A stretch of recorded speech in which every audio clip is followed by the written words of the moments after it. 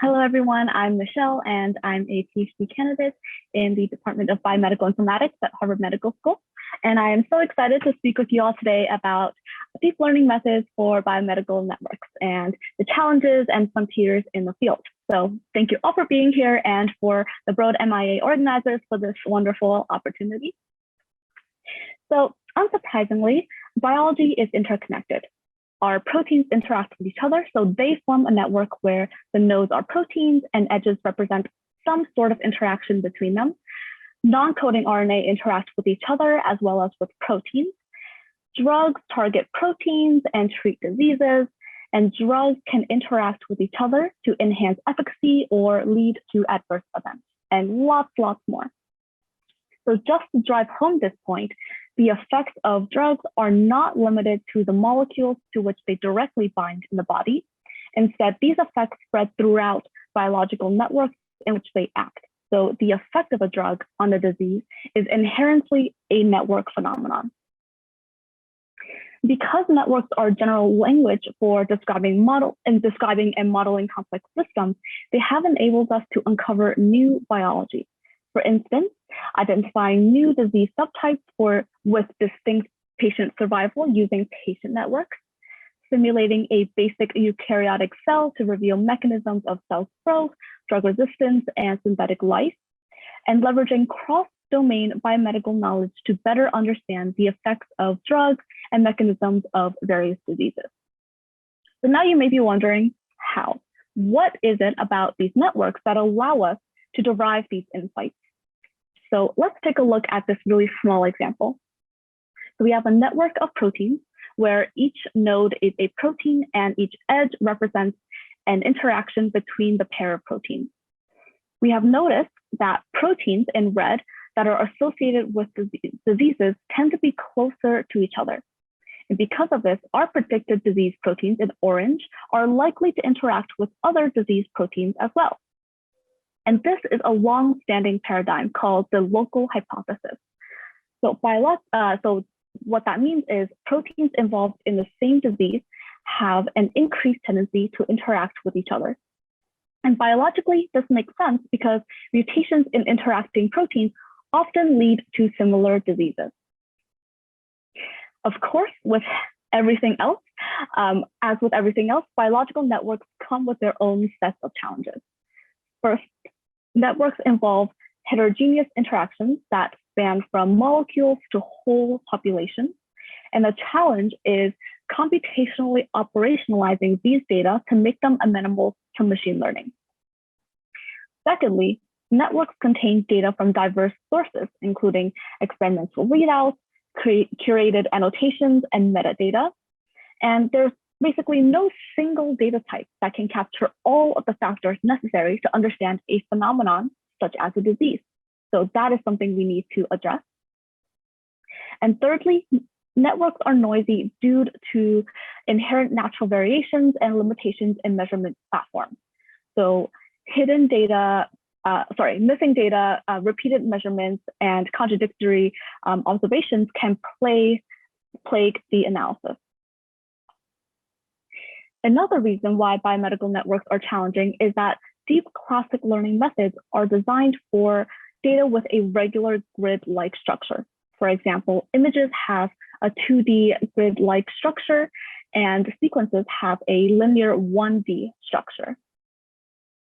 And these models have brought extraordinary gains in computational computer vision, natural language processing, speech, and robotics, but unfortunately, they are unable to truly exploit complex, irregular interactions between entities, which is basically the essence of graphs. So specifically, why they're challenging is that these networks are of arbitrary size. They have complex topological structure. There's no fixed node ordering or reference point, meaning you can rotate, twist, and turn these networks and they still work. It still works. They're often dynamic and have multimodal features. And so how can we address these problems? We need to have deep learning methods that can handle graphs specifically. And it would take in as input biomedical network and transform it such that we can leverage interesting structures in the graph to generate predictions. And ideally, we would see, given this graph on the left here, a clustering of nodes based both on their features represented by their colors and structure in the network. So the proximity of the embeddings approximately reflects the similarity and proximity of the nodes in the network. So as an example, many studies have found that cellular components associated with a specific disease tend to cluster in the same network neighborhood. So in the rest of this talk, I will try to convince you that deep graph learning methods are well suited for the analysis of biological networks. So here is the agenda for today. We will start with an overview of graph representation learning techniques, including a few examples of applications. And next, I will provide 2 vignettes of some of my research on predicting patient outcomes using subgraph embeddings and prioritizing drug targets using single cell resolution embeddings. So let's get started from the basics. So what are the main graph representation learning tasks? So first, we have node level classification, where we predict the characteristics of a given node. So here we are predicting the colors of these gray nodes. And the color is its characteristic, for example. Next, we have edge level prediction, where we predict whether or how 2 nodes are connected. So we see here these dotted red lines that basically indicate edges that we want to predict. And so they either exist or they do not exist, as we see on the right. There's subgraph level classification, where we predict how clusters of nodes interact with each other and the rest of the graph. And lastly, we have graph level classification, where we predict characteristics of whole graphs based on similarity to other graphs. And there's a wide spectrum of predominant graph learning paradigms. Today, I will only briefly touch on 3 of them. And if you're interested, please feel free to read our review paper linked at the bottom of the slide here. And so the 3 graph learning paradigms I will touch on today are random walks in diffusion, shallow network embeddings, and graph neural networks. So let's start with random walks in diffusion. So random walks in diffusion are based on the fundamental principle that nodes in a graph influence each other. So diffusion is one way to measure this spread of influence. So a question we may ask is, how much influence does this red target node have on its 1-hop neighbors, 2-hop neighbors, or 3-hop neighbors? And depending on the connectivity patterns for each node, the way a node's influence diffuses throughout the network varies. So the intuition of using random walks is to capture the local connectivity pattern for each node and then define how similar nodes are based on these patterns. And a common method to use is the diffusion state distance. Essentially, the idea is to simulate random walks from a source node U, and then count how many times random walks of length K that start at U visit a destination node V. So at the end, we get a vector for each node that represents its influence on its K-hop neighborhood. So the first element of that vector would be U's influence on node 1, second element, U's influence on node 2, etc. And we can calculate whether nodes U and V have similar local connectivity by taking the L1 norm of these 2 vectors. So here's a concrete example of how random walks and diffusion can be used to identify disease pathways. So we consider a pathway as a subnetwork of interacting proteins associated with a disease. So our question is, given a set of known disease proteins, can we identify other proteins that could be associated with this disease, indicated by the blue color here? So first, let's discuss what data set we could use. We can construct a protein interaction network from many knowledge databases, where interactions can include metabolic enzyme-coupled interactions, signaling interactions, complex protein complexes, etc. And in total, we would have about 21,000 protein encoding human genes. We can get protein disease associations, which we have information for 519 diseases. And our prediction path would be a multi-label node classification where each node or protein can have 0, 1, or more labels, basically disease association. So more concretely, here's our experimental setup. We would have two main stages. We first take the PPI network and use diffusion state distance to compute a vector representation for each node. And then for each disease, we fit a logistic regression classifier that predicts disease proteins based on vector representation. And the proteins would be a probability that the predictions will be a probability that a particular protein is associated with the disease. Okay, so wonderful. We've covered one way of constructing a vector representation for each node. But as you can tell, it seems quite inflexible. So for example, our vectors are always going to be the same length as the number of nodes. And this will be challenging if we have a very, very large network. So is there a better approach? Let's take a look at shallow network embeddings. So the intuition of shallow network embeddings is to map nodes to d-dimensional embeddings so that similar nodes in the graph are embedded close together. And as input, again, we have a graph G where we have V vector set and A adjacency matrix with values 1 or 0, where 1 indicates that there is an edge between a node in row I and a node in column J, and 0 means there is not. And that's it. No other information is necessary. So in order to achieve our overarching goal of mapping nodes such that the similarity in the embedding space approximates the similarity in the network, we have three main stages. First, given a pair of nodes U and V in network G, we obtain a function f that maps these nodes to an embedding space to generate embeddings HU and HV. And the encoder here is a simple lookup of the embeddings. So the parameters of the models are directly used as the node embedding. Examples of encoders are from matrix factorization or skipgram.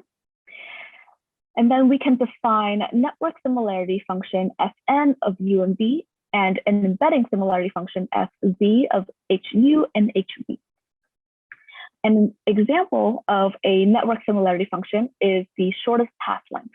An example of an embedding similarity function is the dot product. And thirdly, we define a loss L to measure whether the embedding preserves distance in the original graph, and it's optimized by minimizing this loss. So let's take a look at an example using shallow network embeddings to predict protein interactions. Again, we have a human protein interaction network. And this time we want to ask the question, given two proteins, what is the probability that they interact? And this is a classic link prediction problem. But how does it work? We can think of it as defining a new embedding that represents the edge or link between proteins U and V. And we can do this by defining an operator G that combines the embeddings for nodes U and V.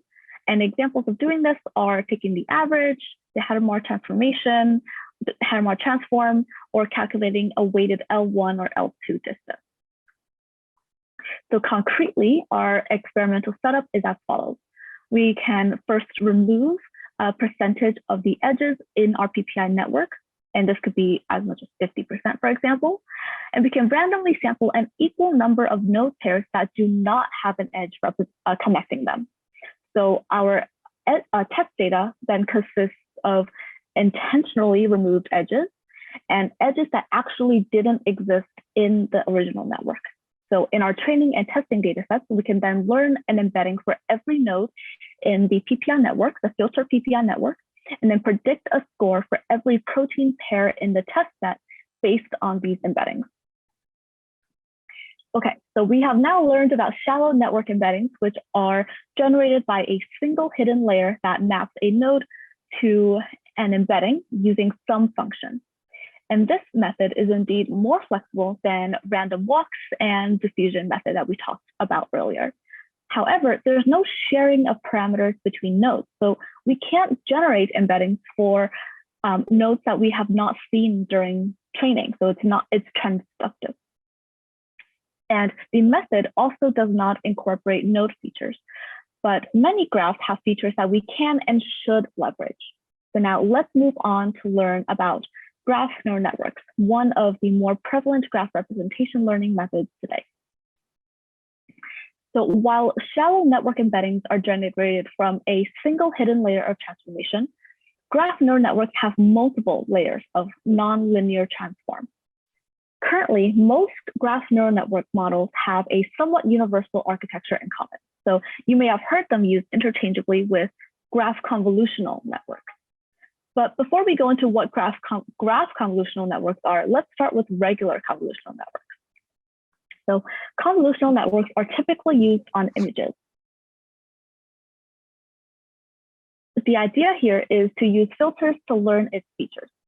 For example, in a single convolutional network with a 3x3 filter, you are aggregating information in that 3x3 region of the image into a single value at the top left corner of this green matrix here. And this is often done by taking an average, for example. And then you will repeat this for the next 3x3 region until you fill up the entire 5x5 green matrix. And this idea of transforming information or messages from neighbors is fundamental to convolutional networks. So of course they apply to graph convolutional networks as well. But what if your graphs look like this? So real world graphs are not grid-like. And as mentioned before, graphs are of arbitrary size. They have complex topological structure. There's no fixed node ordering or reference point, and they're often dynamic and have multimodal features. So how do we address these issues? A naive approach is to concatenate the adjacency matrix with the feature matrix and then feed it into a deep neural network. But this gives us O of n parameters, where n is the number of nodes, and it's not applicable to graphs of different sizes and it's not invariant to node ordering. So this brings us to graph neural networks. So remember back to when we were talking about random walks and diffusion, specifically this idea of a node influence spreading throughout the network. Now remember what we just talked about with regular convolutional networks, where we look to the node's neighbors for information and combine them.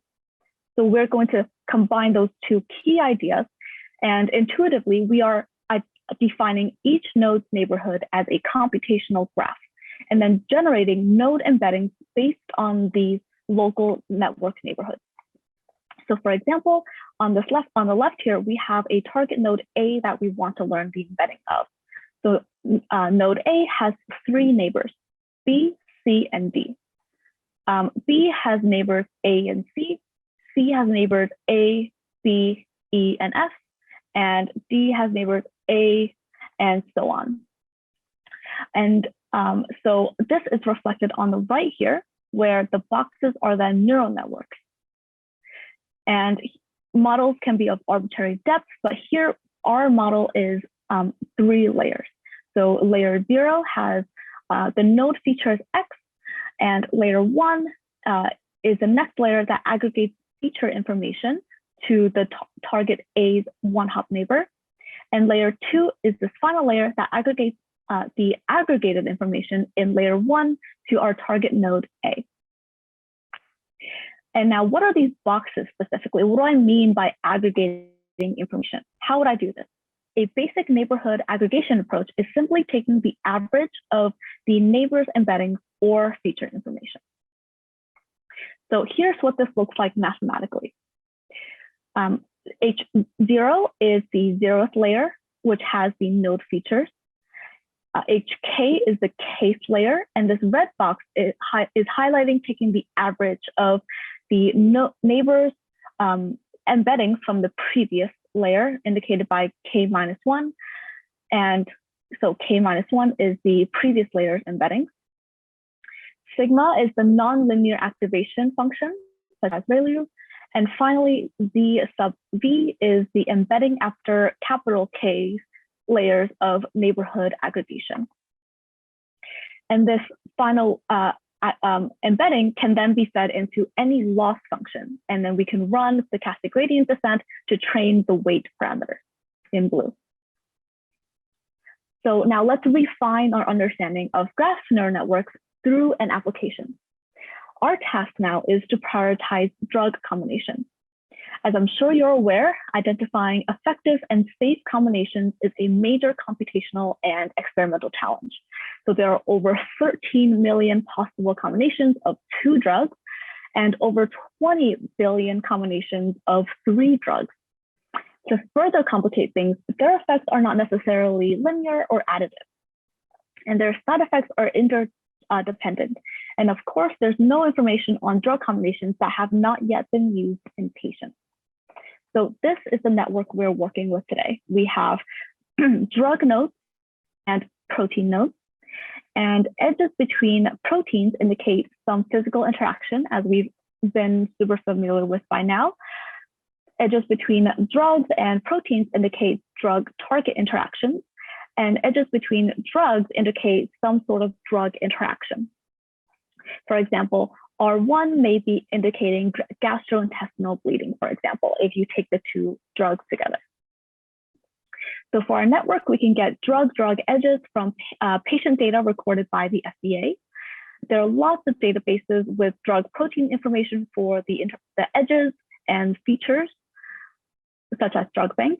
And we are now very familiar with protein-protein interactions. So in total, we get a multimodal network with over 5 million edges separated into 1,000 different edge types. And in brief, our experimental setup is as follows. We learn an embedding for every node in the polypharmacy network, and then we predict a score for every drug-drug interaction, drug-protein interaction, and protein-protein pair in a test set based on the embedding. So an example question we could ask is, how likely will simvastatin and ciprofloxacin, when taken together, break down muscle tissue? Okay, so now we've gone over some algorithmic approaches and applications in graph representation learning. Next, I will share 2 vignettes on some of my work regarding graph representation learning, starting with predicting patient outcomes using subgraph embedding. So as we know, phenotypes are observed characteristics resulting from interactions between phenotypes as well as environment. The physicians utilize a standardized vocabulary of phenotypes to describe diseases. So why not model diseases as a collection of associated phenotypes so that we can diagnose patients based on their presenting symptoms, just like a physician would? So here is our task. We have a graph G built from the standardized vocabulary of phenotypes. So nodes are phenotypes and edges represent relationships between phenotypes. And a patient is a set of phenotypes or a subgraph S in the graph. And our learning task is to predict the disease that is most consistent with the phenotypes in subgraph S. So as we discussed earlier about wanting the similarity in our embedding space to approximate the similarity in our network, that was in the context of nodes, but certainly it applies here as well. So we want to learn subgraph embeddings such that we are able to preserve subgraph topology in our embedding space. So subgraphs with similar subgraph topology should be embedded close together in our embedding space. Seems straightforward enough. Why are they challenging? Well, first, we need to predict over structures of varying sizes. So how should we represent subgraphs that are not K-hop neighborhoods? Secondly, subgraphs have rich connectivity patterns both internally and externally through interactions with the rest of the graph. So how can we inject this information into a graph neural network? And lastly, subgraphs can be localized and reside in one region of the graph or distributed across multiple local neighborhoods. So how can we address all of these issues and in fact use these characteristics to our advantage? So introducing subgraph neural networks, or sub-GNN. So sub-GNN specifies a neural message passing architecture that generates the sub-S dimensional subgraph representations for each subgraph S. So the way this works is by 2 main stages. First, propagating messages from anchor patches to subgraphs, and aggregating messages in a final subgraph embedding, and then routing these messages through 3 channels to capture subgraph topology.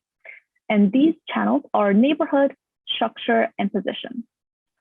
And we consider an internal and border kind of version of these 3 features or subgraph topology.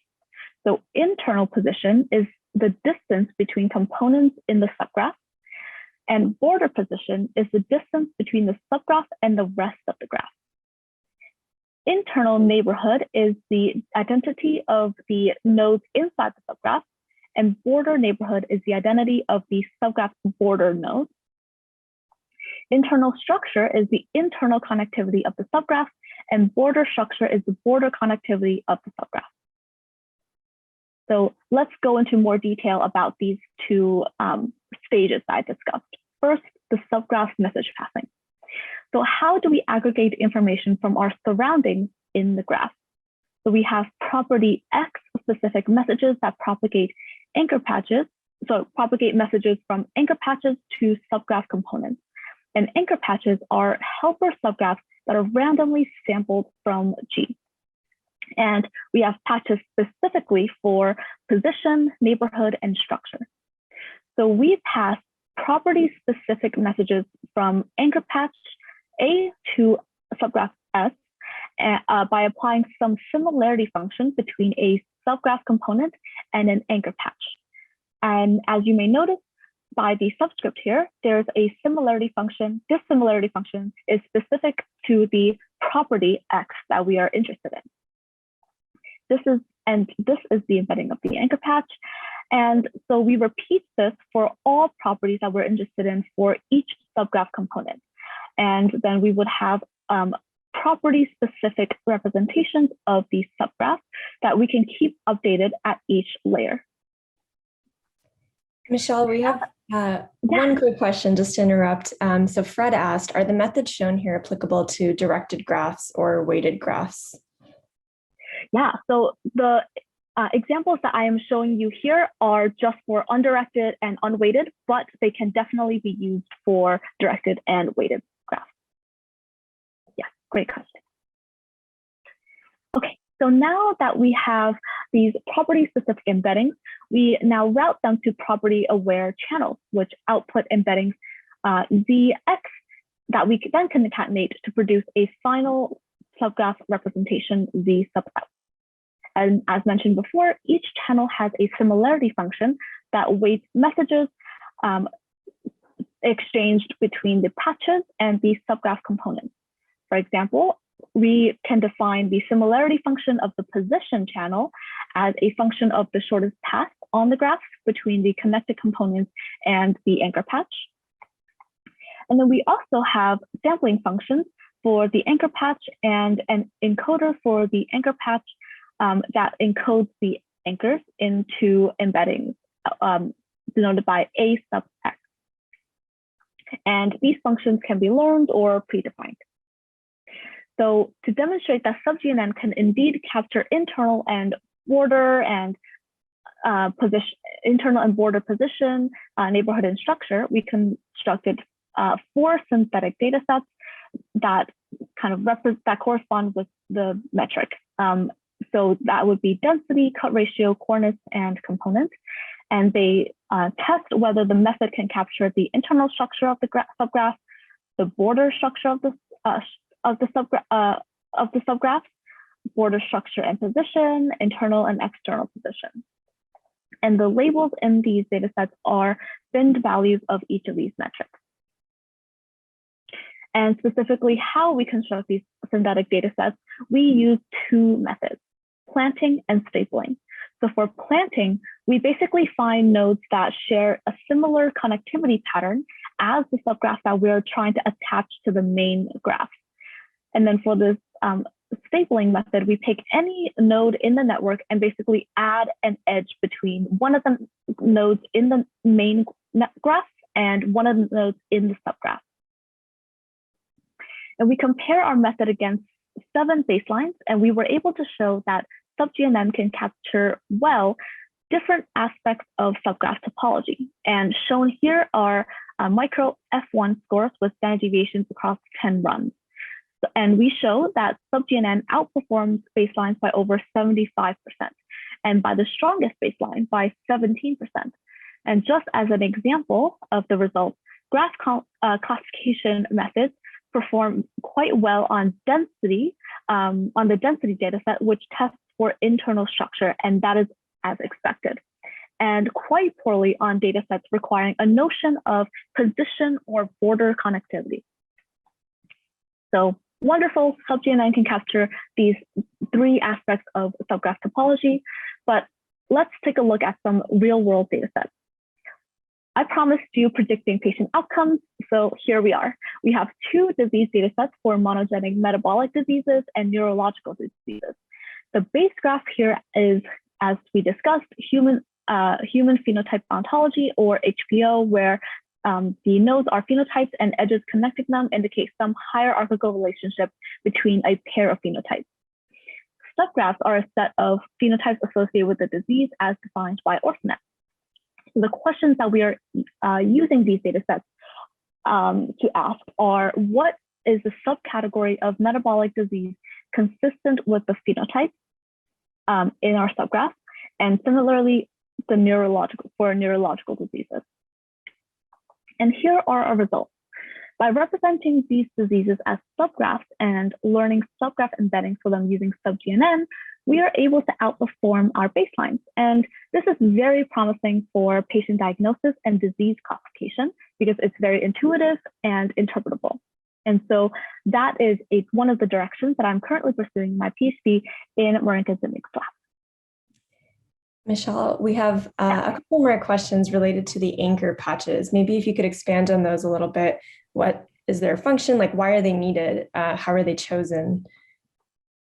Yeah, that's a great question. Yeah, for sure. So these anchor patches are helpful to use as, let me go back, as kind of reference points for our subgraphs. So we are randomly sampling them to kind of, in a way, compare our subgraph with the rest of the graph.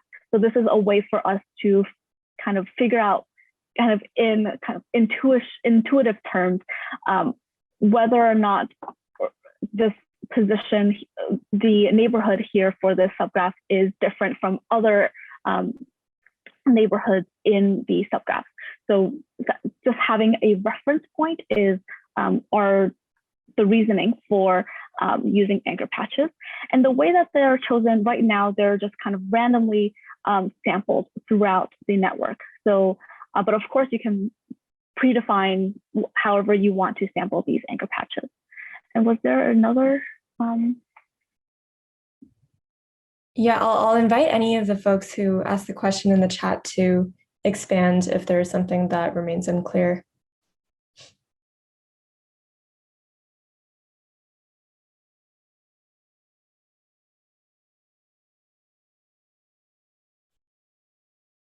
Okay, we can continue to follow up via chat or at any point. Yeah, feel free. People should feel free to ask the question or any follow-up questions. But I think that was helpful. I think one of the clarifying points was whether they're randomly chosen or not. Mm-hmm. Yeah. Great. Thank you for the question. Okay. So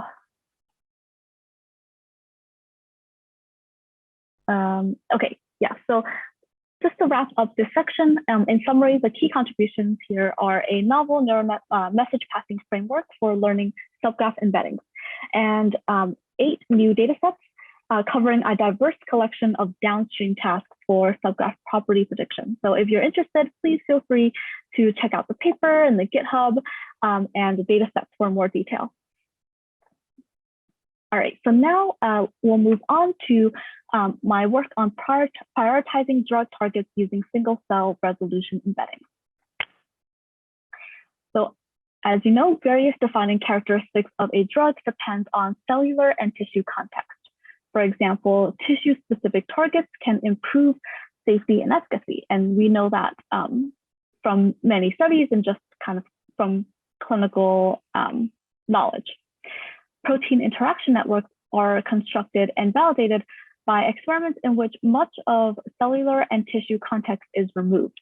So for example, does gene A and B interact in all tissues or just in tissue X?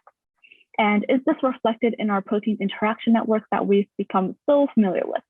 The answer is no. So how can we inject cellular and tissue context into protein interaction networks to better understand drugs?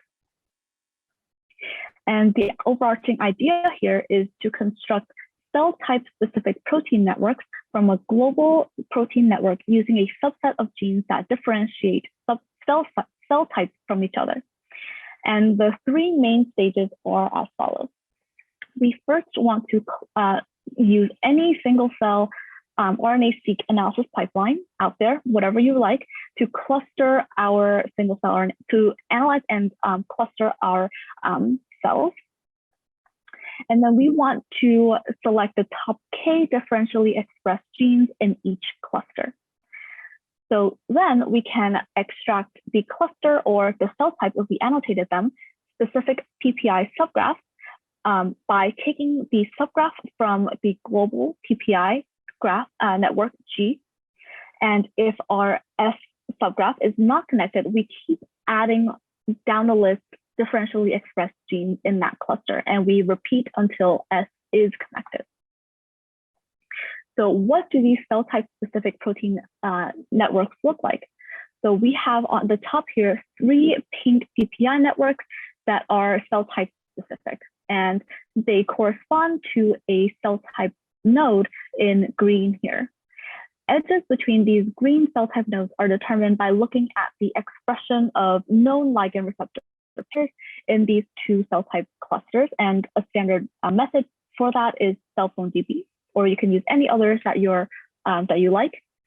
And each cell type node is connected to a tissue node, and these edges are determined by the metadata. For example, which tissue did the cells in this cluster come from?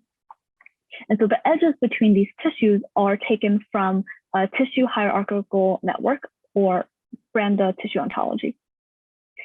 So our geometric deep learning platform for single cell data has 4 main stages. First, we initialize these cell type specific PPI embeddings using any graph convolutional network that you choose. And then we uppool from these cell type specific PPI nodes to these cell type nodes. And from there, we can continue to update the metagraph, which is this tissue and cell type graph here, using some kind of any graph convolution network you're interested in. And finally, we can downpool from the cell type nodes to cell type specific PPI networks, subnetworks. And that's the overarching idea. And here are some of our hypotheses as illustrated in a small case study. So we have 6 cell type specific PPI network, which means we have 6 cell type nodes. And these 6 cell type nodes are connected to 4 tissue nodes here, determined by the metadata of the single cell transcriptomics data that we choose, that we want to analyze. And I hypothesize that the resulting embeddings should take the structure of the metagraph such that our tissue nodes are somewhere kind of in the middle of all of this, and the cell type nodes are essentially centroids of the cell type specific PPI embeddings. And these cell type specific PPI embeddings are clustered in a structure that's consistent with the metagraph. So for example, we see here MF and then NK and stem cells, and maybe we'll see, so mesenchymal stem cells, natural killer cells and stem cells kind of clustered in a way that kind of emulates this structure here. And so with this single cell representation learning model, we can then make predictions about drug characteristics and targets at a single cell resolution, taking into consideration the tissues and cell types that they are active in. And so that marks the end of this presentation. And thank you so much for your time. Here, if you're interested, are some links to our review paper for the representation learning for networks in biology and medicine. This is the SubGNN project website, which contains the paper and the GitHub. And we have some graph machine learning tutorials that you are welcome to explore, and just my contact information at the bottom. So thank you very much. Something I was always wondering about was, in the analogy from convolutional neural networks, of course, there's a sharing of weights. And how do you share weights when the degrees aren't necessarily the same? I think you did go over it, and you said basically that the key is that you're averaging at the different neighborhood distances, and that sort of the fact that there's an average there, that takes care of the fact that there might not be equal numbers of nodes at the different distances as you move across the graph. So then what is shared? And is it the coefficients in front of the averages? Is that right? Or do you have any more to add there? Or Yeah, so that's a really good question. Yeah, that's the slide. Thanks. Good. Yes, thank you. That's a really good question. So yes, we actually do normalize by degrees, and so it does not, so that we can take into consideration this having different numbers of neighbors. And so what is shared are these, like you mentioned, yes, these weight matrices here that we all are kind of using to share between the all of the nodes in the network. Right.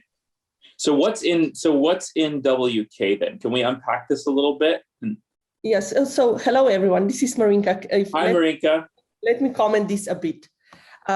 So these are great questions, Alex. So two points. First is the point: what is the key difference between CNN type of architectures and GNNs here? In the sense, and the answer to this is that what we need in the case of graphs, we need operators that have two properties. A, they need to be invariant to permutations of nodes.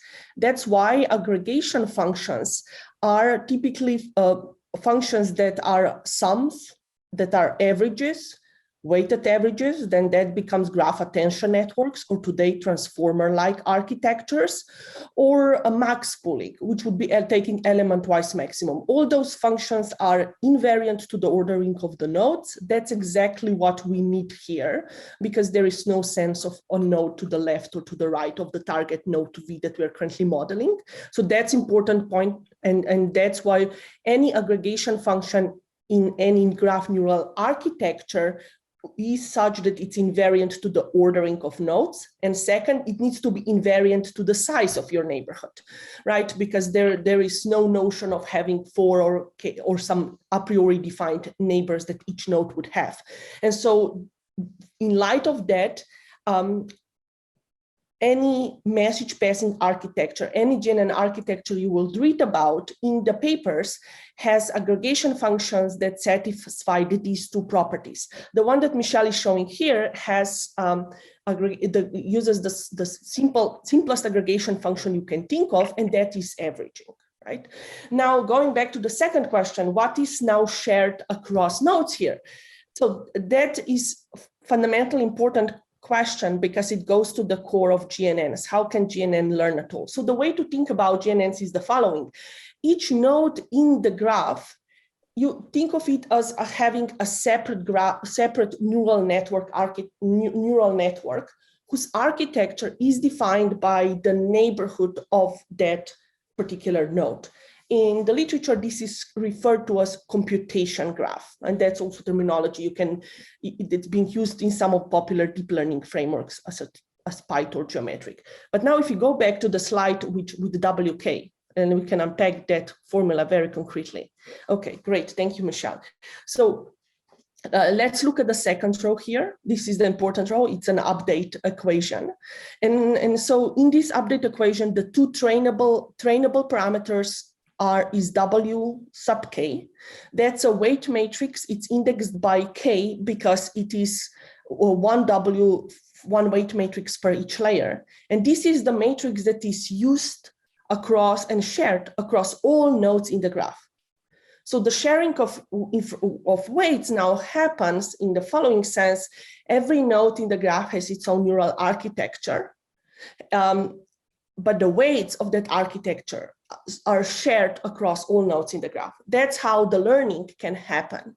So the architectures are different, but those weights, W matrices here and B matrices, which are then bias matrices, are shared across all nodes in the graph. Awesome. Perhaps if I can just add to that, is this is the basic equation or the basic update rule in neural message passing as it is known today. And so there was a question in the chat window, well, do these methods now apply to weighted graphs or directed graphs or heterogeneous graphs? And the answer to all these questions is yes, they do apply. And that's where some of most exciting applications are today. And when that is the case, then this update rule, so the second row in this of equations here in the slide, change. So in the case of heterogeneous network, which is a network where we would have edges of with different semantic meaning, for example, protein binding to targets or protein physical interactions, we would have W matrices that would be specific for each edge type as well as each layer. So then that increases capacity of the model to train more and capture more complex relationships and allow us to then convolve information in a relation or edge type specific manner, rather than just assuming that all neighbors have equal meaning for a given node. I'm very delighted to talk about actionable machine learning for drug discovery and development. And as Annika has mentioned, I'm happy to take questions during the talk as well as at the end. All the projects, code, data sets, and papers relevant to the materials I will be presenting today is available from our lab website, zitniklab.hms.harvard.edu, as well as many tutorials and primers. Okay, so with that, let's begin. Science crucially depends on existence of scientific instruments. And while in the past, those instruments were primarily physical devices that have driven scientific discovery, such as microscopes, and have facilitated discoveries, we are nowadays in the era of modern data-intensive sciences where we need new kind of instruments. And I envision in many ways those instruments will be optimized for knowledge discovery from data. So this is a great vision to have that is shared by many, probably on this call today, but it's really challenging to realize this vision in practice. So why is it so challenging to realize this vision?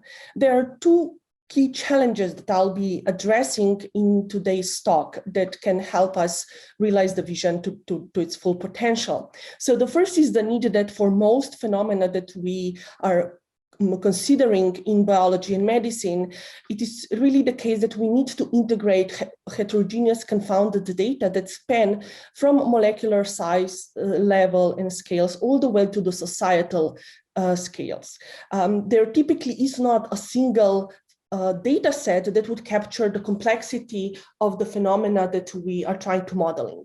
And so that is in sharp contrast with some of prevailing machine learning representations of data sets that are typically viewed as one large flat data sets.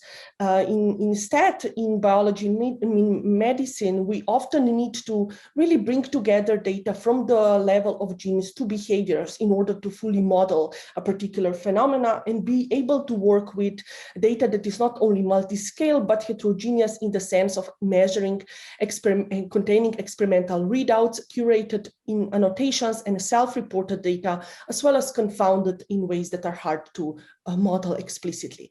The second challenge that I think is particularly unique to biology and medicine is this notion that the domains that we are modeling here are high-stakes decision-making domains. So that means primarily that predictions made by machine learning models are typically examined by domain experts, and those domain experts and endpoint users in use predictions to inform downstream experimentation and make certain actions or decisions based on that, whether that is selection of most promising genes for which knockouts will be generated in downstream experimentation, or accepting a recommendation about a candidate diagnosis for a patient.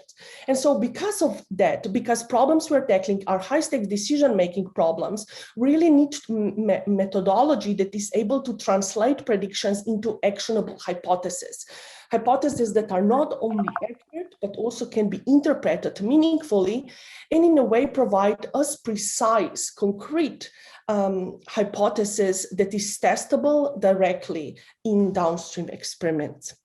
So in taking these two challenges in mind, my presentation today is organized in the following manner. So it has three key parts. In the first part, we will focus on knowledge graphs, and here I will really build on some of the topics that Michelle has discussed in her primer, and we will look at an algorithm for modeling knowledge graphs and using that to identify promising candidate treatments for existing drugs, as well as modeling safety of drug combinations.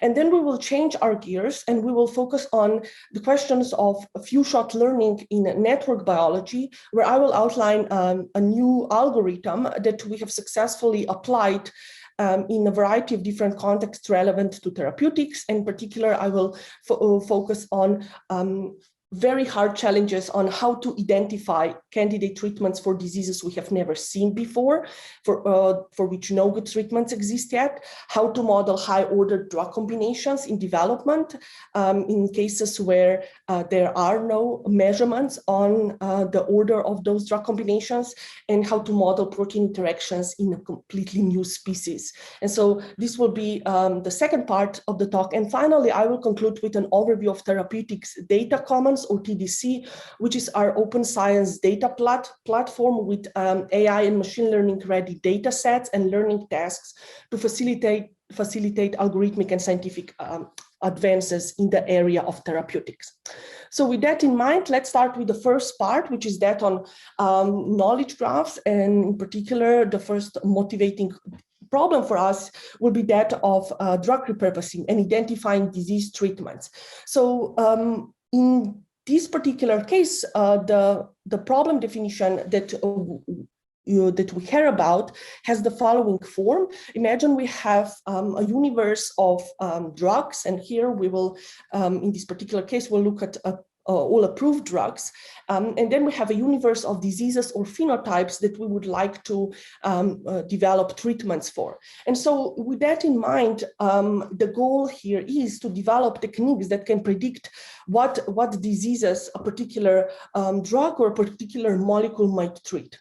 And so, as has been implied already by Michelle's primer, the approaches that we will be adopting here are based on the notions of interactions between drugs, diseases, and their corresponding molecular components, as that is crucial for successfully identifying treatments and understanding their efficacy and safety. And so the key insight that we will that we have and we operationalize when identifying candidate treatments is the notion of subgraphs. So the way we will think of our universe of drugs and diseases is not in such a simplistic manner as has been shown in the previous slide. Instead, we will think of every disease as a subgraph of a rich protein interaction network that is defined by proteins associated with the disease. And then we'll think of every drug as a subgraph of protein interaction network that is defined on drugs' target proteins, as well as some of the off-target targets that the drug might have. So in pharmacological literature, it is known that a drug is likely to treat a disease if the drug is close to the disease in pharmacological space. So that is a very strong word, and in particular, it's conceptually appealing framing, but it's very hard to operationalize. What does it mean that the drug is close to the disease in pharmacological space? What does that mean? How can we compute over this notion of closeness in pharmacological space? So our key idea is that we will use the paradigm of deep graph embeddings to operationalize the concept of closeness in pharmacological space in such a way that we will quantify and the similarity and closeness between drug and disease subgraphs as the similarity between drug embedding and disease embedding in the embedding space. And so that's very appealing because it can directly operationalize the concept of closeness. So the way we do that is by representing our input data as a large set of drug disease pairs, where each pair is given by a disease subgraph and drug subgraph, and we have a small amount of supervised information that is shown, that is indicated in this left part of the slide as black edges linking disease drug subgraphs that indicate, and these edges indicate known indication, known treatment information.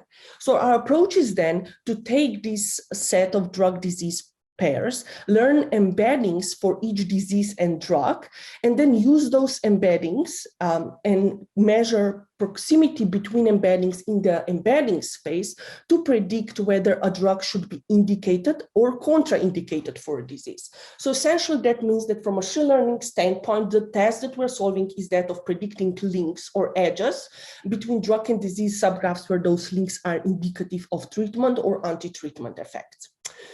So the way to formulate that, that particular problem is through the use of subgraph embeddings, where the goal is that we want to represent each and every drug and disease by its embedding vector. So we want to learn subgraph embeddings such that the likelihood of preserving graph topology in the input graph is maximized in the embedding space. So the input graph is the underlying knowledge network that, in our case is a protein association network. That knowledge network is overlaid with many subgraphs that represent drugs and diseases.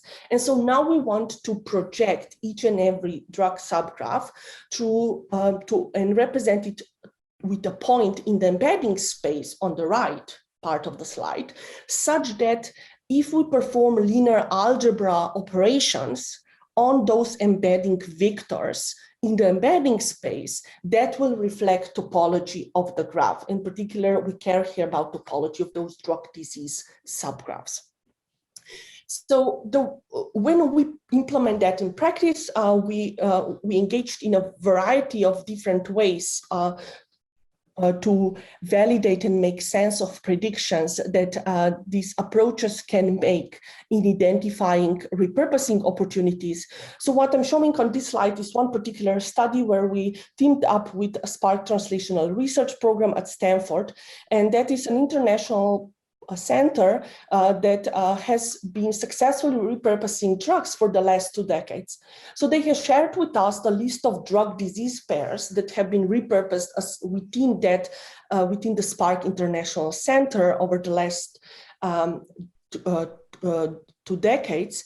And we use that information as ground truth data to validate predictions made by the embedding algorithm that I just described. So let's look at one example, and let's look at the example that is fourth from the bottom. It says, bottom of this list, this is an example where carvedilol was repurposed for Chagas disease. And so the third column shows that the prediction returned by the method where the carvedilol was ranked as 9th most promising drug for Chagas disease out of 5,000 drugs that were in the system at that point in time. And so that's a very positive result because it indicates that the drug that was truly repurposed for the disease was ranked very close towards the top of predicted ranked list. Now, if you look at other ranks in this slide, the ranks are indicated that the correct drugs were in all instances positioned close to the top of the list, and that has encouraged us to engage in a variety of downstream experimentation where we have been working with Stanford Medicine on identifying promising drug cocktail treatments for prostate cancer that would minimize incontinence as a side effect. And that's currently an ongoing effort that we have. And so that this particular downstream of follow-up study on prostate cancer has motivate us to start thinking a bit more closely about drug combinations and drug interactions that might exist when patients take multiple drugs at the same time to treat complex diseases or coexisting conditions. And so I'm first just to unpack what I mean by this notion of drug interactions here. I have here a toy example. So in this hypothetical setting, imagine we have two drugs. We have a blue and red pill. And when a patient takes blue pill alone, the desired therapeutic effects are achieved. No side effects are observed. When a patient takes red pill alone, also desired therapeutic effects are achieved. And we don't see any unwanted side effects. However, when a patient takes both drugs at the same time, with some probability, there are unexpected unwanted side effects occur. And so we wanted to address this and model safety of drug combinations. Safety is the second most important endpoint for drugs, in addition to drugs, of course, being efficacious. And so for that, we were wondering whether we can design a model that will be able to predict how likely a particular combination of drugs would lead to a particular type of side effect. And why is this important? This is really important because the sheer number of combinations of drugs, especially higher order combinations of drugs, grows incredibly quickly with the number of drugs on the market, and it's impossible to investigate all of those possible combinations that real patients take through clinical trials. So it's really important to have scalable computational methods that can flag combinations that are potentially unsafe. And so to model this problem, we constructed a large polypharmacy knowledge graph where we teamed up with FDA and leveraged their information on National Adverse Event Reporting System that has allowed us to construct a knowledge graph with two types of nodes. We have drugs that are indicated here as green triangles. Edges between a pair of drugs have different types. It's just R1, R2, R3. Those types indicate distinct phenotypic presentation of side effects. For example, one type of edges would be bradycardia. Another type of edge might indicate a different kind of side effect. And an edge between two green triangles indicates that that side effect occurs in patients that take both drugs much more often than expected if the two drugs would not interact and would act independently of each other. So there's been lots of effort put into really constructing this data, this knowledge graph, and then we enriched it with information about how those drugs exert their effects in human body, in the sense of what proteins they bind to and how those effects of protein binding then propagate through the underlying interaction network. And so once we have this network, the key question is, well, how can we now operationalize it and extract as much useful, meaningful patterns from it to be able to predict safety of drug combinations? And so again, this key technical concept here is the notion of embedding nodes in these heterogeneous graphs, where we designed a graph neural network that can take any node from the graph. This is shown in the input on the left part of the slide. And that graph neural network is a map acts as a mapping function app that takes a node and projects it into a point in the dimensional space in such a way that two nodes U and V that have similar network neighborhoods in the graph will be represented by points that are close together in the embedding space. So what's the key idea of doing that? Let's unpack the methodology here a bit. So the key idea is that we need to really learn what is the best optimal way to transform neural information, which we will call neural messages, along edges of that knowledge graph, and how to aggregate that information. And so you can, and sort of that is really the bread of our butter of graph neural networks nowadays, which you can think of them as kind of highly non-linear, more adaptive ways of doing label propagation. So in this particular case, we generated embeddings based on local neighborhoods for each node, which we separated by edge types. So what does that mean? That means that for each node in the knowledge graph, say node V, which is shown as the central node in the left part of the slide, we look at what are the neighbors of that node, what are the first, what are second order neighbors of the node. That defines node's computation graph for each edge type. So for edge type R1, node V has different neighbors than edge type R2 or R3. And second, we then learn what is the best way to transform and propagate information across that computation graph. So I can summarize that in one slide of equations. And so this really is the full update rule for this particular model, which we call multi-relational graph encoder. It has 3 key steps. The first step is something that Michelle has alluded to in her primer, which is that notion of initializing node embeddings with using one-hot encoding features or additional node feature information or site data that we might have about nodes in the graph. And so those are representations of nodes at a layer 0 or their initialized embedding vectors. And then in a neural network with k hidden layers, we apply the per layer update k times. So to obtain an embedding for node V at layer k, we apply the following equation.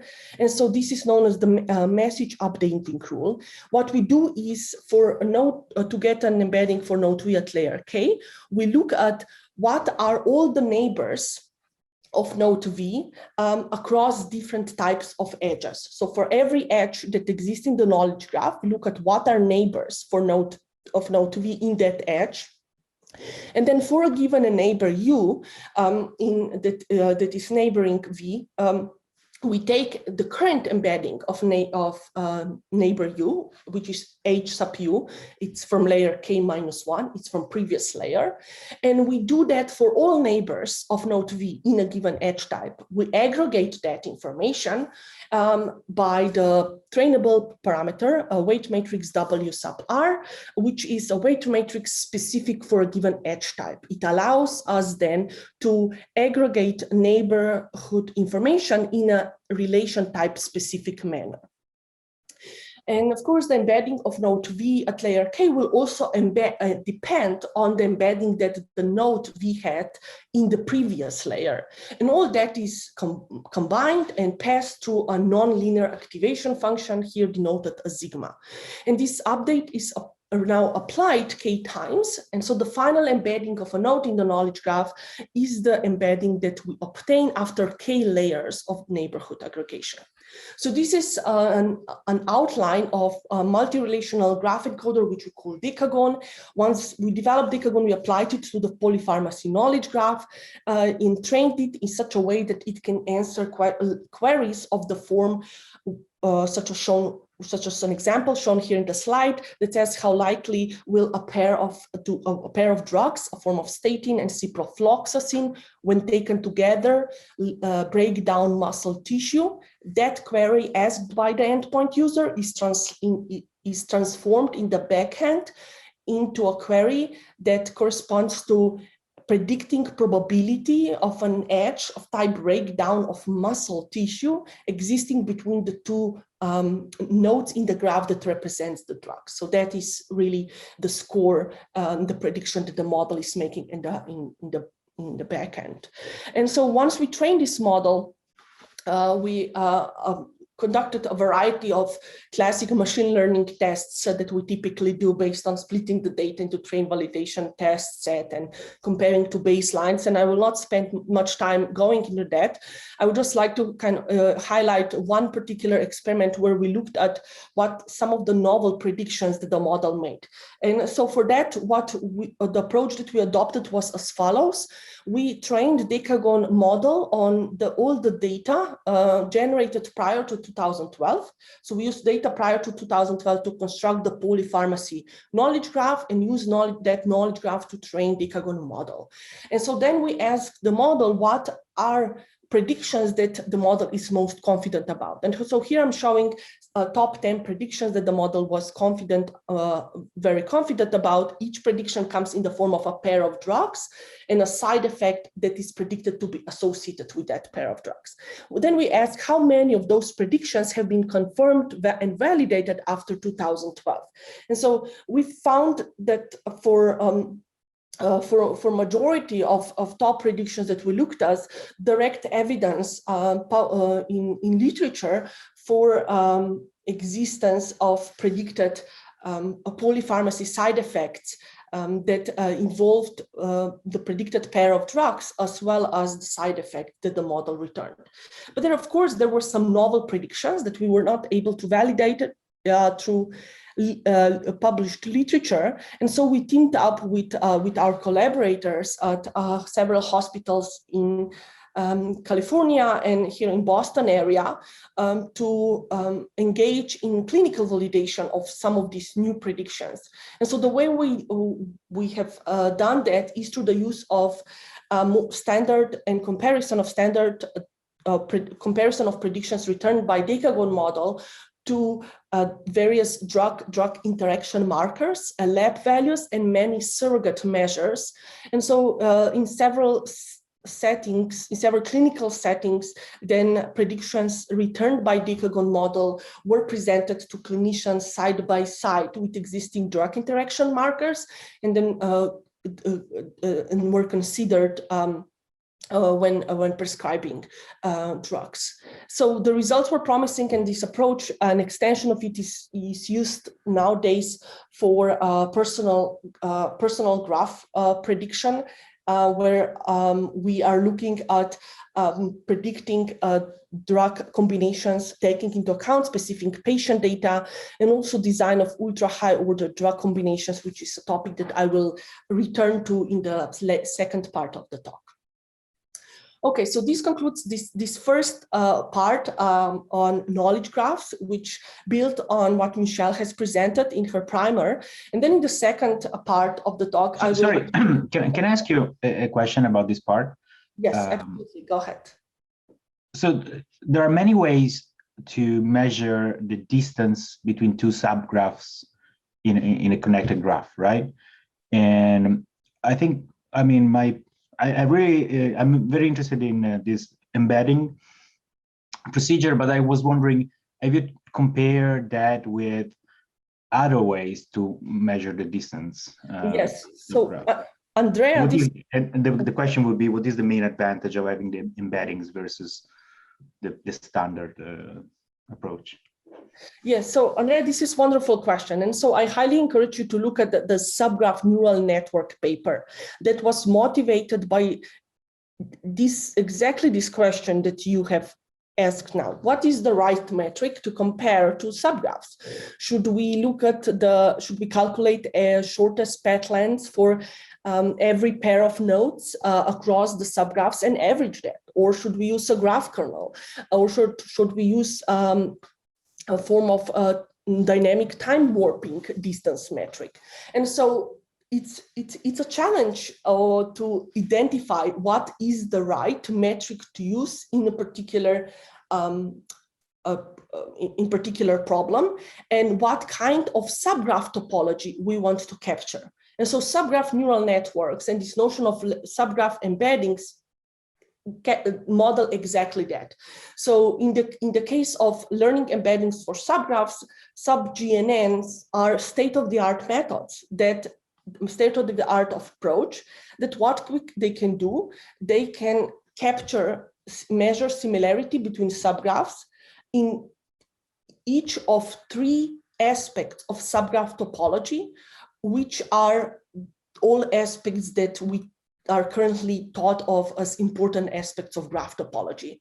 And so those are instantiated as channels in subgraph neural networks, and each channel measures a different aspects of graph topology and learns a metric that is specialized for measuring that subgraph topology and weight that metric of accordingly in such a way that can maximize predictive value of those subgraph embeddings for your problem of interest.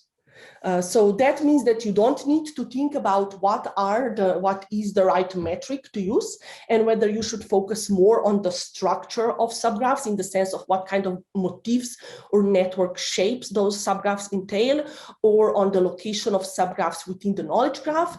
That is all done in distinct channels of sub-GNN method, and it can learn those metrics automatically based on the data that is presented to them in the form of a subgraphs overlaid on the knowledge graph.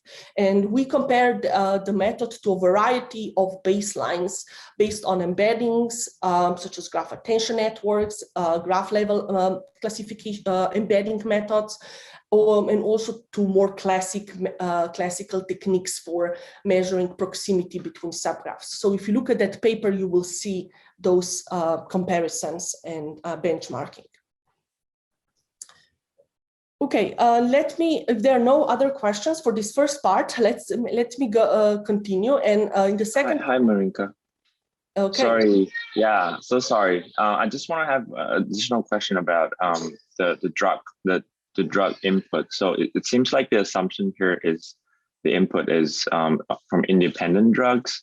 What if there's a prior that the drugs already are in combination with each other? Or I'm thinking along the lines of, say, you have a protein or something that has already amino acids that are pre-defined interactions initially. How do you execute that and implement that in a GNN? So I'm not sure I understand your question, but there is no assumption here on whether one should have an individual drug or drug combinations. And if you have for an individual drug information about its protein targets, that would be represented as edges between that drug node and protein node. Oh, I see. Okay. If you have some site information on the drug, for example, you might have textual description that would describe drug mechanism of action. You might have information about a molecular fingerprint and chemical structure of the drug. That would be included in the model as additional node feature vector that sits on top of the node. And so then this message passing, exchange of neural messages and propagation of messages along edges of the graph would start by convolving those additional side information. So that means that if for a protein you have amino acid sequence, that information is integrated in the model, represented by a feature vector that sits on top of the protein node. If for a drug you have its chemical structure, then, for example, molecular fingerprint or some differentiable fingerprint from alternative from some other produced by some other methods, that would be a feature vector on top of the drug node. I see. I think that's very useful. Thank you. So it sits on top of the drug node. Okay. Thank you. And so those feature vectors are a way to initialize embeddings that then gets improved in each layer of graph convolutions.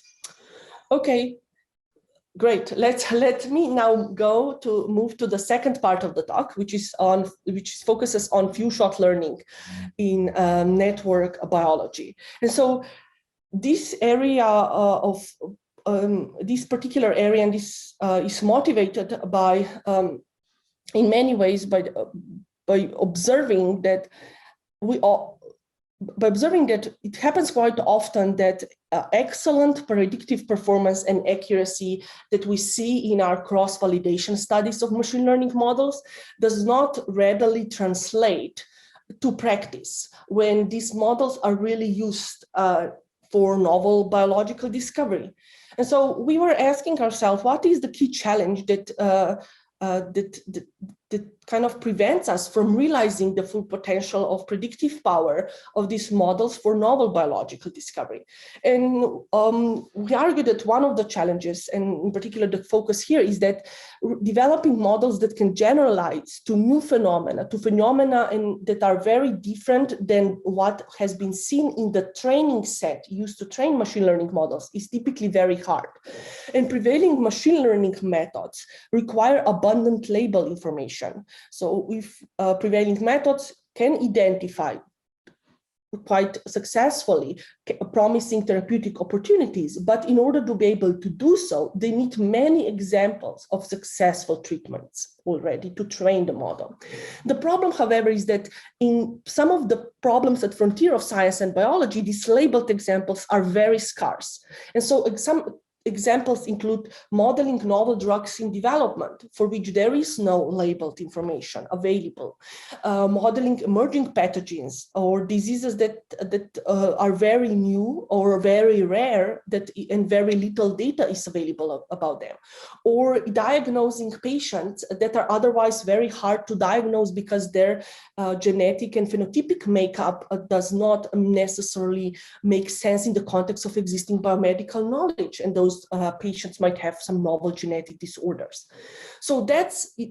All underlying all these problems is this key computational challenge that requires us to develop methods that can really generalize at test time to phenomena not seen during training, to phenomena that are very different or never seen before. And so I'm illustrating this on the slide as what prevailing methods assume is what is shown on the left part of the slide, that we have this graph and rich interconnected data sets, and many nodes in that graph are already labeled. We know what their labels are, for example, functions of proteins or efficacy of or safety of drugs.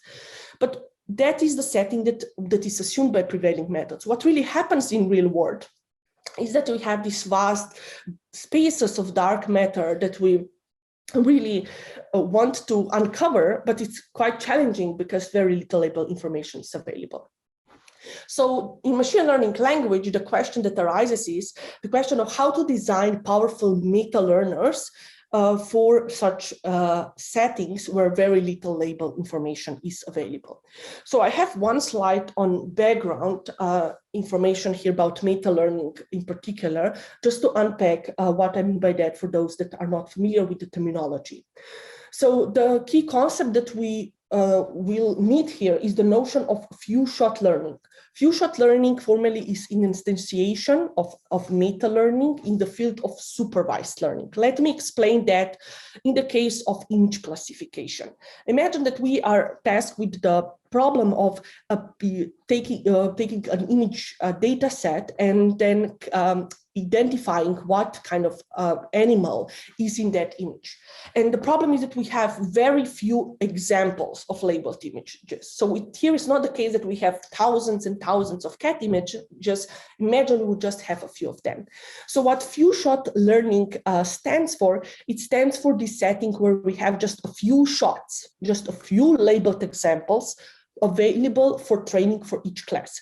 So the slide here shows an example of two-shot, three-way image classification. That means that in each learning task, we want to get an image classifier that will classify images into three classes. That's why it's three-way classification. But for each of the three classes, we have just two labeled examples. That's why it's called two-shot image classification. And so meta-learning is a principle that allows us to develop classifiers that can generalize so quickly and with so few labeled examples. And so the way this is obtained, the way this is done is through two phases. One phase is called meta training. During meta training phase, we are actually priming and we are teaching the machine learning model to quickly adapt to new classes. So meta training consists of specifying a number of small training tasks. Each task is exactly an instantiation of two-shot, three-way image classification. So training task 1 would be concerned with 3 classes of images, classifying images into 3 classes. For each, just 2 labeled examples are given. The same for training task 2, and so on and so on. So during training phase, which is called meta-training phase now, machine learning models are trained in this very hard regime with very few labeled examples. And that is done because at test time, when the models really need to make predictions, then they can make predictions in these similarly hard settings. For example, in this case, where the model would be asked to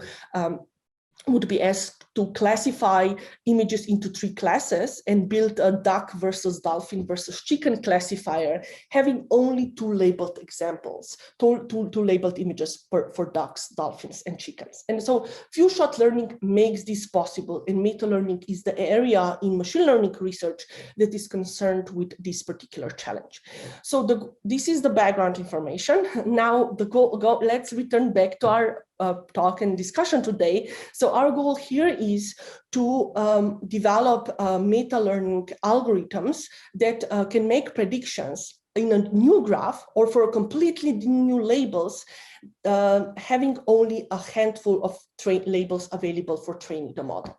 And so the way to do that is through the use of approach that we call G-Meta. This paper has already been published at NeurIPS, the most recent NeurIPS a few months ago. And G-Meta is a meta-learning approach for graphs and rich interconnected data sets. And the way it operates in a similar way as what I described in the previous slide, it is training a graph neural network classifier such that during training phase, that classifier needs to successfully solve a large number of training tasks. Each task has a very few, only K, labeled examples available. Now, when the model is trained in such a way, then when that classifier is used at test time, then it can quickly adapt to a completely new type of labels, label set 3 that were not present in the training set, and the model can quickly make accurate predictions using very few labels. What is the key idea behind this approach? How can we hope to be able to develop a model that can make accurate predictions just from seeing a handful, small number of K, 5, 10 labeled examples?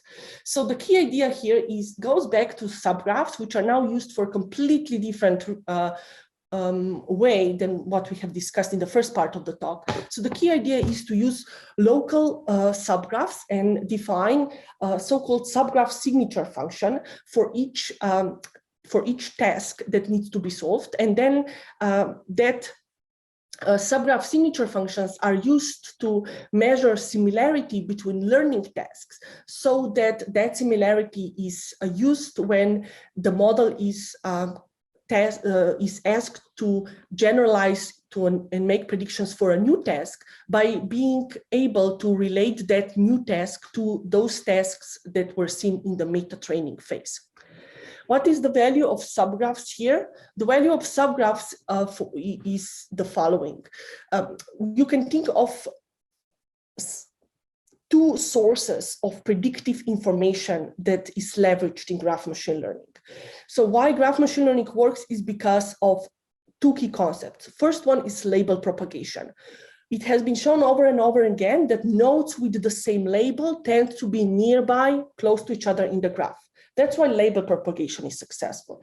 Second notion is that nodes that have the same label tend to have similar network shapes in their local neighborhood, even though they might be far away from each other. And now when labels are scarce, label propagation will not really work. It's not sufficient because it's impossible to reliably propagate labels along edges of the graphs, as we have very few labels. So we cannot do that reliably. And in that case, we need to better leverage structural similarity. And that's exactly what these local subgraphs do, so that they can develop good graph meta-learners. There is a strong theoretical motivation for GMeta, which I will not go into details, but it's described in the paper that you can check.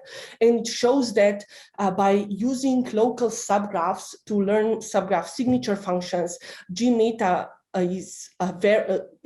allows us to get very scalable models that don't lose much of its information by limiting themselves to subgraphs rather than entire graphs. And so I will try to now explain and highlight a few important problems that we were been tackling with GMeta and meta learning for graphs over the last year or so in the remaining time that I have. And so the first problem that I will touch is that of modeling emerging diseases. So this was research that was motivated by the pandemic and in particular identifying repurposing opportunities for COVID-19, and it was the project that primarily took place in last year between March and June. And during that span of 3 months, with a group of collaborators, the BU, Northeastern and Harvard Medical School, we were able to very closely integrate AI machine learning methods with experimental biology and compressed years of work to months or even days in some cases, and identify successfully therapeutic opportunities for COVID-19, even though at that time there were no successful treatments available and no particularly good knowledge for COVID-19. So it's really an example of how can we model this, make useful predictions for this phenomena, in this case, COVID-19 disease we have never seen before. So the way we approached this problem is by first identifying ways to computationally represent COVID-19. That was, COVID-19 was represented as a viral disease module based on data generated by UCSF team, Gordon et al., who expressed 26 of the 29 SARS-CoV-2 proteins and used mass spectrometry to identify what are human proteins to which those viral proteins bind. And so that led to the identification of viral disease module or COVID disease module, which was represented as a module graph of protein interactions in humans based on those proteins that are targeted by the virus.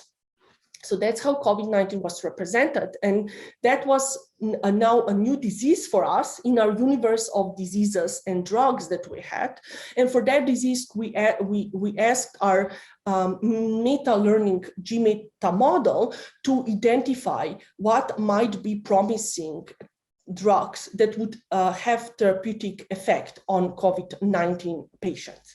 So the way the model was trained was by constructing a large repurposing knowledge graph that consisted of human protein-protein interactions, all US approved drugs and proteins they bind to, a large number of common diseases and their associated proteins, and known treatments. And so that was the data used to train a meta-learning model, which at test time was then asked to make new predictions for this new disease based on its disease module. And for that new disease, no previous treatments exist yet. So that was the task the model was asked to answer.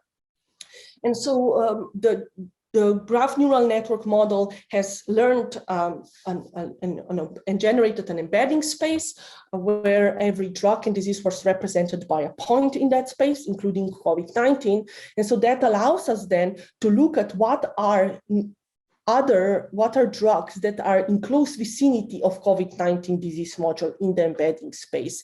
And using that information, we produce a prioritized list of drugs for that disease.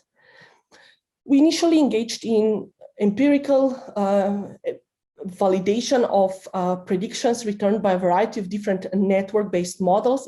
In addition to graph neural networks methods, we also looked at various network diffusions and network proximity metrics and measure performance of those produced ranked lists based on drugs in the clinical trial at that point in time. That, however, is a very rough indication of whether of potential utility of those predictions.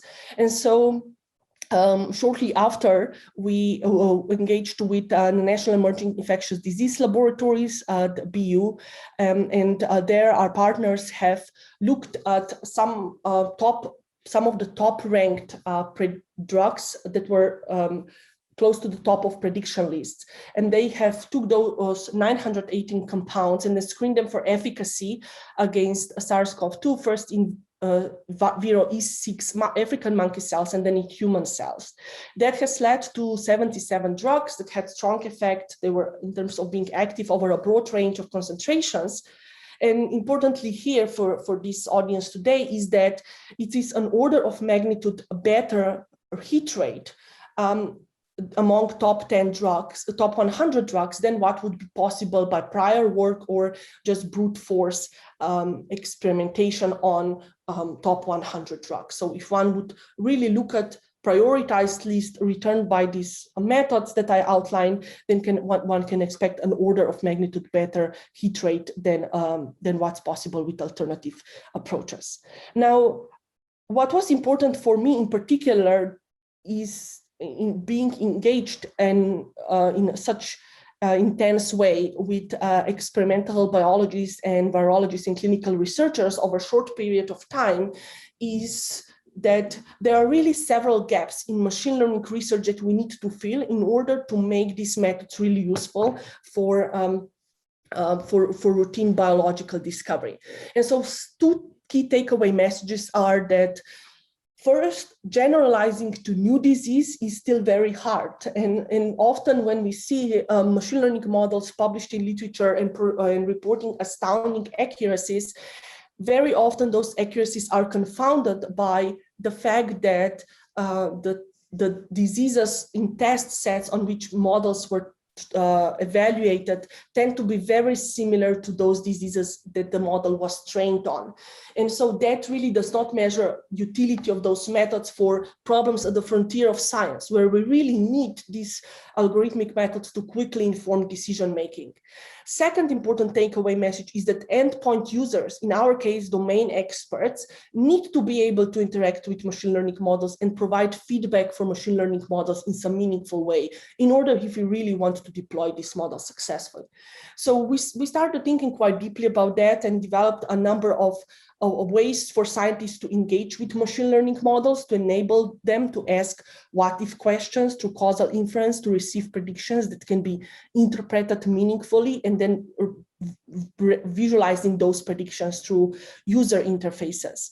And so to be able to do that, the important part is that we need to think about producing predictions that are not only point-wise estimates of probability of the model, but really can be more than that, can also identify what are the relevant part of the data that the model has used to make a prediction. And so that means that we need to be able to explain predictions. And so the key idea here is that we develop techniques that are based on counterfactual reasoning, which is a type of causal modeling that can summarize where exactly in the data, where exactly in the large graph that we have that the model is trained on, the model looks for evidence for its prediction.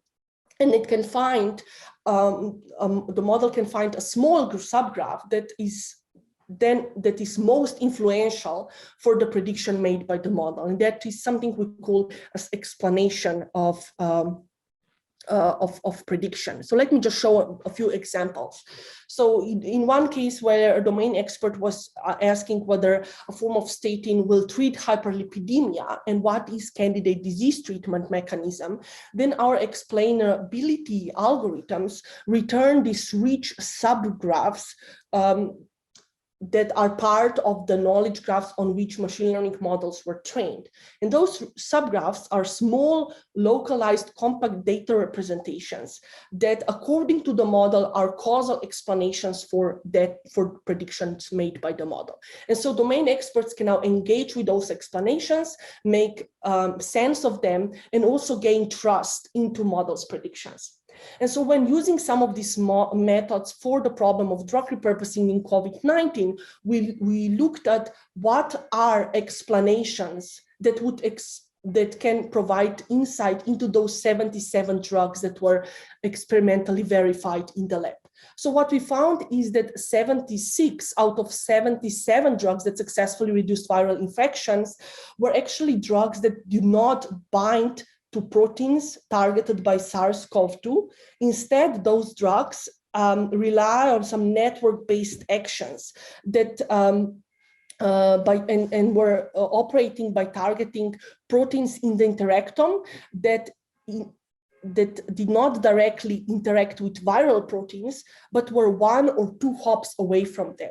So those drugs really rely on network-based actions and could not be identified by some of alternative docking-based strategies, which further indicates the importance of modeling network relationships and interactions when working with drug problems. So given that I'm kind of out of time, I will just, I will wrap up here. I have one last thing that I'd like to highlight, which is a TDC or Therapeutics Data Commons. And so Therapeutics Data Commons is an open science platform that we invite you to check by going to the website tdcommons.ai. It is the first unifying framework to systematically access and evaluate machine learning models across the entire range of therapeutics, from small molecules to antibodies, to CRISPR screens, modeling of combinations of drugs, drug responses, ADMET tasks. It currently includes over 67 AI-ready data sets from across 22 different types of machine learning tasks, and that spans the discovery and development of therapeutics. It comes with a huge ecosystem of tools, libraries, public leaderboards, community resources, Jupyter notebooks, and a variety of supporting functions, including data processing, data processors, methods for model evaluations. And so you can find all those in our website and then in our GitHub repository. And I will wrap up here. All the papers, code, and data are available from our website. I'm also happy to take any questions in the remaining time. Thank you.